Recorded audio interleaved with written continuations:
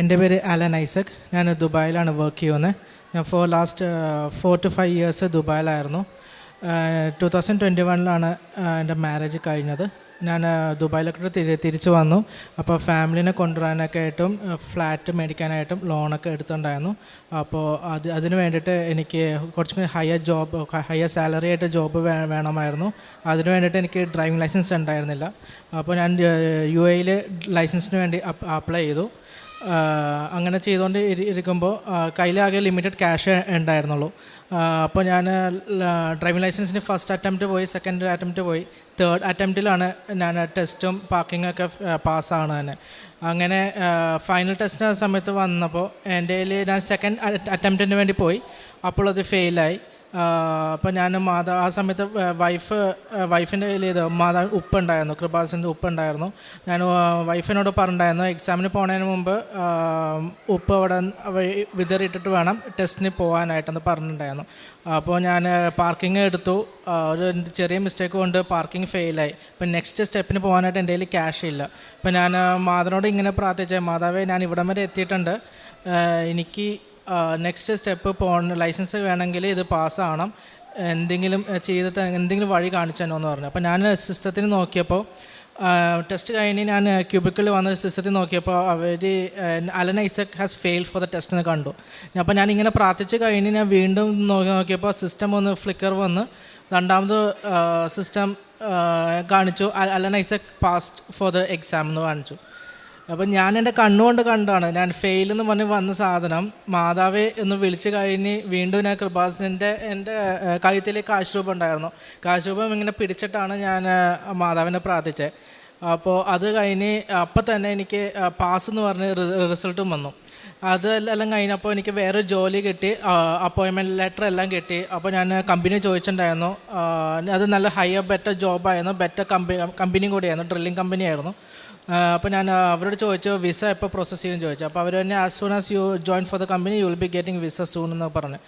അങ്ങനെ ഞാൻ അത് വിശ്വസിച്ച് കമ്പനി ജോയിൻ ചെയ്തു. പ്രീവിയസ് കമ്പനിയിൽ റെസിഗ്നേഷൻ ഇട്ടു, അവിടെ നിന്ന് ഇറങ്ങി വിസ ക്യാൻസൽ ചെയ്ത് വൈഫിൻ്റെ വിസ ഹോൾഡ് ചെയ്തിട്ടാണ് ഞാൻ പുതിയ കമ്പനിക്ക് ജോയിൻ ചെയ്ത് കഴിഞ്ഞപ്പോൾ അവർ പറയുന്നു അലന് 3 months വിസിറ്റ് വിസയിൽ എടുക്കേണ്ടി വരും, വിസിറ്റ് വിസയിൽ മാത്രമേ കണ്ടിന്യൂ ചെയ്യാൻ പറ്റുള്ളൂ, 4 months കഴിഞ്ഞാൽ മാത്രമേ അലന് വിസ പ്രോസസ്സ് ആകത്തുള്ളൂ എന്ന് പറഞ്ഞു. അപ്പോൾ ഈ ഒരു സിറ്റുവേഷനിൽ എനിക്ക് വിസിറ്റ് വിസ എടുക്കാൻ പറ്റില്ല. ഇപ്പോഴത്തെ പുതിയ റൂൾ പ്രകാരം വിസിറ്റ് വിസ കിട്ടാനായിട്ട് ഭയങ്കര ടഫാണ്. അപ്പോൾ എന്തായാലും വൈഫിനെ നാട്ടിലോട്ട് പറഞ്ഞെടുക്കേണ്ടി വരും. ഫ്ലാറ്റ് മേടിച്ചിട്ടുണ്ടായിരുന്നു, ലോണുണ്ട്, സാലറി ബ്ലോക്കാണ്, ബാങ്ക് അക്കൗണ്ട് ബ്ലോക്കാണ്, ഒരു രക്ഷയില്ല. അപ്പോൾ ഞാൻ ആകെ ടെൻഷൻ എടുത്തു. അപ്പോൾ വൈഫ് ഓൾറെഡി ഉടമ്പടി എടുത്തിട്ടുണ്ടായിരുന്നു. അപ്പോൾ അങ്ങനെയാണ് ഞാനിവിടെ ഓൺലൈൻ ഉടമ്പടി എടുക്കുന്നത്. അപ്പോൾ അങ്ങനെ ദുബായിൽ നിന്നുകൊണ്ട് ഇവിടെ കൃപാസൻ്റെ വെബ്സൈറ്റിൽ കയറി ഓൺലൈൻ ഉടമ്പടി എടുത്തു. ഇതെല്ലാം കഴിഞ്ഞു പ്രാർത്ഥിച്ചു. അപ്പോഴാണ് എനിക്ക് വിത്തിൻ 1 weekനുള്ളിൽ മറ്റേനേലും ബെറ്റർ കമ്പനി UAE ഒരു പ്രമുഖ ബാങ്കിൽ എനിക്ക് ജോലി കിട്ടി. എല്ലാം ഓക്കെ ആയി, നല്ല സാലറി, ആഗ്രഹിച്ച സാലറി പോലെ തന്നെ കിട്ടിയിട്ടുണ്ട്. പക്ഷേ അവർ എന്നോടൊരു കണ്ടീഷൻ വെച്ചു, പഴയ കമ്പനിയിൽ നിന്ന് എനിക്ക് NOC വേണമെന്ന്. അപ്പോൾ നമ്മൾ NOC മേടിക്കാം, ഒരു കുഴപ്പമില്ലാന്നും പറഞ്ഞ് നോ ഒബ്ജക്ഷൻ ലെറ്റർ ഞാൻ കമ്പനി ചോദിച്ചു. അവിടുത്തെ HR പറഞ്ഞു തരത്തില്ല, NOC ഞങ്ങൾക്ക് ഇഷ്യൂ ചെയ്യാൻ പറ്റത്തില്ല. കാരണം വെച്ചാൽ ഈ കമ്പനിയുടെ ഹിസ്റ്ററിയിൽ ഇതുവരെ ഒരു NOC അവർ കൊടുത്തിട്ടില്ല, ഒരു കാൻഡിഡേറ്റിനും കൊടുത്തിട്ടില്ല. അപ്പോൾ ഞാൻ ഇവിടുത്തെ HR പറഞ്ഞു, പുതിയ കമ്പനിയിലെ HR സംസാരിച്ചു. മെയിൻ HR ഹെഡ് ഒരു ഈജിപ്ഷ്യനായിരുന്നു. അപ്പോൾ ഈജിപ്ഷ്യൻ ഉണ്ട്, ഇസ്രായേലി ഉണ്ട്, ഒരു ലോക്കൽ അറബ് ഉണ്ട്. അവർ പറഞ്ഞു ഞങ്ങൾക്ക് അലൻ്റെ കമ്പനിയെക്കുറിച്ച് അവർ അറിയാം, അവർ NOC ഇഷ്യൂ ചെയ്യത്തില്ല, ബട്ട് അൺഫോർച്ചുനേറ്റ്ലി ഞങ്ങൾക്ക് ജോബ് ഓഫർ ചെയ്യാൻ പറ്റില്ല, കാരണം നെക്സ്റ്റ് സ്റ്റെപ്പ് ഇൻ്റർവ്യൂവിന് പോകാൻ പറ്റില്ല, അതുകൊണ്ട് തന്നെ NOC കിട്ടാത്തതുകൊണ്ട് ഞങ്ങൾക്കൊന്നും ചെയ്യാൻ പറ്റില്ല എന്ന് പറഞ്ഞു. അപ്പോൾ എനിക്ക് ഈ സിറ്റുവേഷനിൽ UAE വിത്തിൻ 1 or 2 weeksനുള്ളിൽ പുതിയ ജോബ് കിട്ടാമെന്നുള്ളത് നിയർലി ഇമ്പോസിബിൾ ആണ്. പക്ഷേ ഞാനിങ്ങനെ അപ്പോഴാണ് ഞാൻ ഉടമ്പടി എടുത്ത് വിത്തിൻ 2 days ഒരു ഫ്രൈഡേ 2 o'clock ആയപ്പോൾ എൻ്റെ പഴയ കമ്പനിയുടെ MD എന്നെ വിളിച്ചിട്ട് പറഞ്ഞു, അലൻ NOCക്ക് ഇഷ്യൂ എന്തോ ഉണ്ടെന്ന് തോന്നുന്നു, ഞാൻ NOC ഇഷ്യൂ ചെയ്യാമെന്ന് പറഞ്ഞു.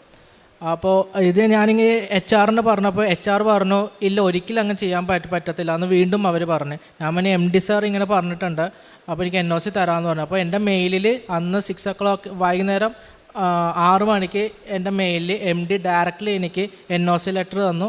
ഞാൻ പുതിയ കമ്പനിയിൽ NOC ഫോർവേഡ് ചെയ്തു. അപ്പോൾ പുതിയ കമ്പനിയിലെ HR പറയാണ്, അലൻ ഇത് ഒരിക്കലും നടക്കാത്ത സംഭവമാണ്. ഇതേപോലെ അലനിന് മുന്നേ മച്ച് മോർ സീനിയർ ആയിട്ടുള്ള ആൾക്കാർ പോലും NOCക്ക് ട്രൈ ചെയ്തിട്ടുണ്ട്, എന്നിട്ടും NOC കിട്ടിയില്ല. പക്ഷെ അലന് കിട്ടിയത് ഇത് വലിയ കാര്യം തന്നെ. പക്ഷേ എനിക്കറിയാം ഇത് മാതാവ് ഡയറക്റ്റ്ലി ഇൻവോൾവ് ചെയ്ത് തന്നാൽ എനിക്ക് നന്നായിട്ട് അറിയാമായിരുന്നു. ഇതെല്ലാം കഴിഞ്ഞ് അപ്പോൾ എൻ്റെ ഫസ്റ്റ് ഇൻ്റർവ്യൂ ജസ്റ്റ് ഇൻട്രൊഡക്ഷൻ ആയിരുന്നു, അത് കുഴപ്പമില്ല, അത് കഴിഞ്ഞു പോയി. സെക്കൻഡ് ഇൻ്റർവ്യൂവിന് വേണ്ടി ഞാൻ അവിടെ പോയപ്പോൾ സെക്കൻഡ് ഇൻ്റർവ്യൂവിന് എലിജിബിലിറ്റി അവർ ക്രൈറ്റീരിയ വെച്ചേക്കുന്നത് മാത്തമാറ്റിക്സും ഹൈ ലെവൽ അനലറ്റിക്സ് ഒക്കെ ആയിരുന്നു. എനിക്ക് മാത്തമാറ്റിക്സ് എന്ന് പറഞ്ഞാൽ അതും അവർ 10 to 5 minutes ടൈം സ്ലോട്ട് തന്നിട്ടുള്ളൂ. അപ്പോൾ അവർ പറഞ്ഞു ഇതെല്ലാം കംപ്ലീറ്റ് ആയിട്ട് പാസ്സായാലും മാത്രമേ സെക്കൻഡ് റൗണ്ടിലോട്ട് കയറത്തുള്ളൂ. എന്നെ സംബന്ധിച്ച് മാത്തമാറ്റിക്സ് എന്ന് പറഞ്ഞാൽ ഭയങ്കര ടഫാണ്. ഞാൻ മാത്തമാറ്റിക്സിന് ഭയങ്കര വീക്കായതുകൊണ്ടാണ് സയൻസ് വിട്ട് MBA ഒക്കെ ജോയിൻ ചെയ്തത് തന്നെ. അങ്ങനെ വന്നപ്പോഴാണ് ഈ എക്സാമിന് വേണ്ടി ഞാൻ അപ്പിയർ ചെയ്യാൻ വേണ്ടി നിന്നു. അതും എനിക്ക് 5 minutes to 10 minutes കിട്ടിയിട്ടുള്ളൂ. 65-70 ക്വസ്റ്റ്യൻസ് ഉണ്ട്. അത് പേഴ്സൻറ്റേജ് കാൽക്കുലേഷൻ, അൽജിബ്ര, എല്ലാ സെറ്റ് ഓഫ് കാൽക്കുലേഷൻ ഉണ്ടായിരുന്നു. പക്ഷേ ഞാൻ മാതാവിനോട് ഇത്രേ പറഞ്ഞുള്ളൂ, മാതാവ് എനിക്ക് ഈ ജോലി മാതാവാണ് തന്നതെന്ന് എനിക്ക് നന്നായിട്ട് അറിയാം. സെക്കൻഡ് ഇൻ്റർവ്യൂ വരെ വന്നിട്ടുണ്ട്. അപ്പോഴും ഞാനും ഈ മാതാവിൻ്റെ കാശ് രൂപം കയ്യിൽ പിടിച്ചുകൊണ്ട് ഉപ്പ് അവിടെ വിതറിയിട്ടുകൊണ്ട് ഞാൻ എക്സാം എഴുതി. എങ്ങനെ എഴുതിയെന്ന് എനിക്കറിയില്ല, ബട്ട് എനിക്ക് 90% എബവ് എനിക്ക് എല്ലാം ഓൾമോസ്റ്റ് മാത്തമാറ്റിക്സ് അല്ല എനിക്ക് 100%, പിന്നെ ലോജിക്കൽ റീസണിങ് ആണ് എനിക്ക് ആകെ 2-3 പോയത്. അതുകൊണ്ട് എനിക്ക് 90% എബവ് എനിക്കത് പാസ്സായി, അത് കിട്ടി. ആ ജോബ് എല്ലാം ഓക്കെ ആയി. അപ്പോൾ അവർ പറഞ്ഞു ഓഫർ ലെറ്ററും ഫ്ലൈറ്റ് ടിക്കറ്റും. നോർമലി അവർ ഫ്ലൈറ്റ് ടിക്കറ്റ് ഇഷ്യൂ ചെയ്യില്ല. ഈവൻ എനിക്ക് റിട്ടേൺ ഇങ്ങോട്ട് വരാനുള്ള ഫ്ലൈറ്റ് ടിക്കറ്റും അങ്ങോട്ട് പോകാനുള്ള ഫ്ലൈറ്റ് ടിക്കറ്റും കമ്പനി ഇഷ്യൂ ചെയ്യാമെന്ന് പറഞ്ഞു. Offer letter January February issue ചെയ്ത് തരാമെന്നും പറഞ്ഞു. അതുകൂടാതെ ഞാൻ അവിടെ ദുബായിൽ എൻ്റെ വിസ ക്യാൻസൽ ആകണത് ഒക്ടോബർ 19 വിസ ക്യാൻസലായി. നവംബർ 18 വരെ എനിക്ക് ഗ്രേസ് പീരീഡ് ഉണ്ടായിരുന്നു. അപ്പോൾ ഞാൻ ഈ നവംബർ 17 വരെ ഞാൻ ഈ പറഞ്ഞ കമ്പനിയിൽ മറ്റേ കമ്പനി വർക്ക് ചെയ്തിട്ടുണ്ടായിരുന്നു. 19 കഴിഞ്ഞ തൊട്ട് 19 to December 5 വരെ ഞാൻ ഓവർ സ്റ്റേ ആണ് യു എയിലുള്ള ആൾക്കാർക്ക് അറിയാം. Over stay per day 50 dirhams ആണ് പേയ്മെൻറ്റ് വരുന്നത്. കൂടാതെ ഔട്ട് പാസ് എടുക്കണമെങ്കിലും എക്സ്ട്രാ dirhams നമ്മൾ ഫൈനായിട്ട് കൊടുക്കണം. ഇതെല്ലാം മാതാവ് എനിക്ക് വേ ഓഫ് ചെയ്ത് തന്നു. അത് ഒരു ബുദ്ധിമുട്ടും കൂടാതെ ഞാനിപ്പോൾ ഇവിടെ നാട്ടിലെത്തി. വൈഫുണ്ട് ഇവിടെ, ഡോണിയ. അപ്പോൾ മാതാവ് എനിക്ക് തന്ന എല്ലാ അനുഗ്രഹങ്ങൾക്കും ഞാൻ വീണ്ടും നന്ദി പറയുന്നു. ഞാൻ പ്രേക്ഷിത പ്രവർത്തനം ചെയ്തതെന്ന് വെച്ചാൽ എനിക്ക് കൃപാസന പത്രം ഞാനും വൈഫും കൂടി ഓൺലൈൻ ത്രൂ നമ്പർ കോൺടാക്ട് ചെയ്ത് മെയിൽ അയച്ച് ഇവിടെ നിന്ന് ഞാൻ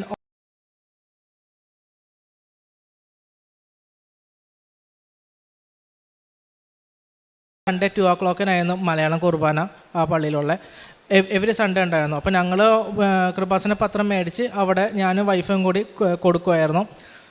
പിന്നെ എല്ലാ ട്യൂസ്ഡേ വെനസ്ഡേ ഞങ്ങൾ ഉപവാസം, സാറ്റർഡേസൊക്കെ ഉപവാസം എടുക്കും. അച്ഛൻ്റെ 5:30 മോർണിംഗ് പ്രെയർ മുടങ്ങാതെ ചൊല്ലുമായിരുന്നു.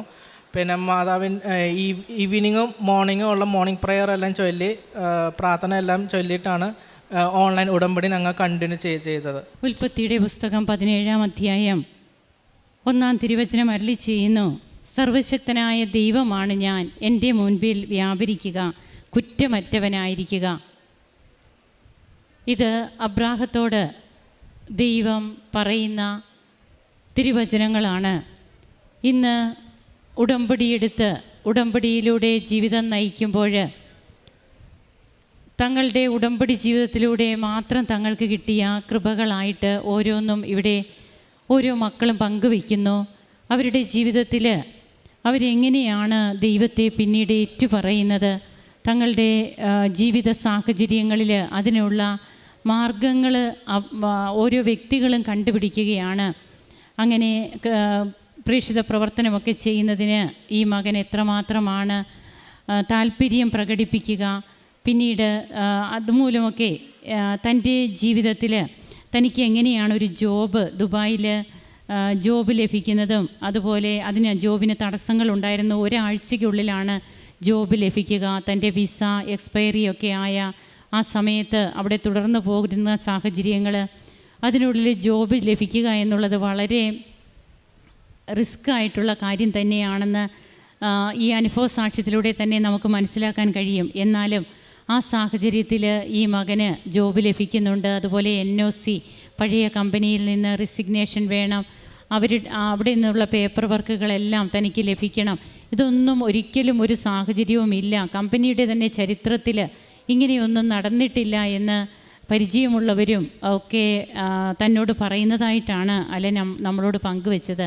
ഈ ഒരു സാഹചര്യങ്ങളിലൊക്കെ എങ്ങനെയാണ് സർവശക്തനായ ദൈവമാണ് ഞാൻ, എൻ്റെ മുൻപിൽ വ്യാപരിക്കുക, കുറ്റമറ്റവനായിരിക്കുക എന്ന് പറയുന്ന തിരുവചന ഭാഗം നമ്മുടെ ജീവിതത്തിലേക്ക് നാം ഏറ്റെടുക്കുമ്പോൾ തനിക്ക് ദൈവത്തോടുള്ള ആ വിധേയത്വം തൻ്റെ ജീവിതത്തിൽ താൻ അടിയറവ് പറഞ്ഞ് എങ്ങനെയാണ് പരിശുദ്ധ അമ്മയുടെ മധ്യസ്ഥതയിൽ ഈ മകൻ ഓൺലൈൻ ഉടമ്പടി എടുത്ത് ഉടമ്പടി പ്രകാരമുള്ള ഒരു ജീവിതമൊക്കെ നയിക്കുന്നത്. അങ്ങനെ തനിക്ക് ഇന്ന് ഇവിടെ വന്ന് തീർത്ഥാടന ഉടമ്പടി ഇന്നാണ് എടുത്തത്. സാക്ഷ്യവും പറഞ്ഞിട്ട് ദൈവത്തെ മഹത്വപ്പെടുത്തുവാൻ, അതായത് സ്വർഗസ്ഥനായ മനുഷ്യരുടെ മുൻപിൽ എന്നെ ഏറ്റുപറയുന്നവനെ സ്വർഗസ്ഥനായ പിതാവിൻ്റെ മുമ്പിൽ ഞാനും ഏറ്റുപറയും. ആ തിരുവചനം ഓരോ വ്യക്തികളും ഹൃദയത്തിൽ ഏറ്റെടുക്കുമ്പോൾ അവരത് അവരുടെ ജീവിതത്തിൽ പ്രാവർത്തികമാക്കുന്നു. ഈ മകന് ലഭിച്ച എല്ലാ നന്മകൾക്കും കൃപകൾക്കും കരങ്ങളടിച്ച് നമുക്ക് ദൈവത്തെ ആരാധിക്കാം. ഈശോയ്ക്കും അമ്മയ്ക്കും നന്ദി പറയാം. അത്യപൂർവ ദൈവാനുഭവങ്ങൾ ഇനി നിങ്ങൾക്കും സ്വന്തം. ഈ യൂട്യൂബ് ചാനൽ ഇതുവരെ സബ്സ്ക്രൈബ് ചെയ്തിട്ടില്ലെങ്കിൽ ഇപ്പോൾ തന്നെ സബ്സ്ക്രൈബ് ചെയ്യുക. ഈ വീഡിയോ ഇപ്പോൾ തന്നെ നിങ്ങളുടെ സുഹൃത്തുക്കൾക്ക് ഷെയർ ചെയ്തുകൊണ്ട് കർത്താവിൻ്റെ പ്രേക്ഷിതരാകുക.